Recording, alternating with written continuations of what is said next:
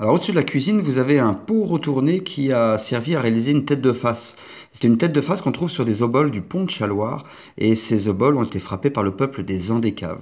Alors sur la monnaie que vous avez sur votre écran, c'est une stylisation d'une tête et je vais vous montrer les différentes étapes qui ont donc abouti à cette stylisation et qui ont abouti surtout à garder seulement des formes simples. Par exemple, vous le voyez sur la monnaie, on voit deux ronds et on voit un S ici, un autre S de l'autre côté, et puis des espèces de volutes aussi des deux côtés là. Voilà.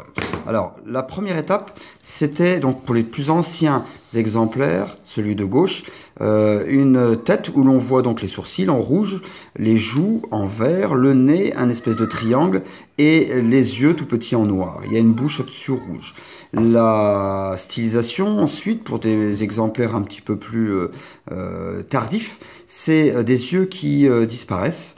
On a toujours les joues rouges qui prennent de l'importance. Le nez, c'est allongé, c'est un triangle un peu plus allongé.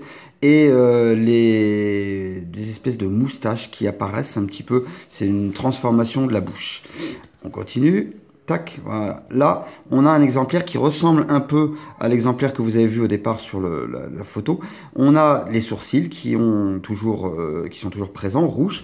On a le nez qui n'est plus qu'un bâton. Les joues vertes. Et on voit apparaître en haut deux espèces de gros sourcils qui sont en fait la chevelure.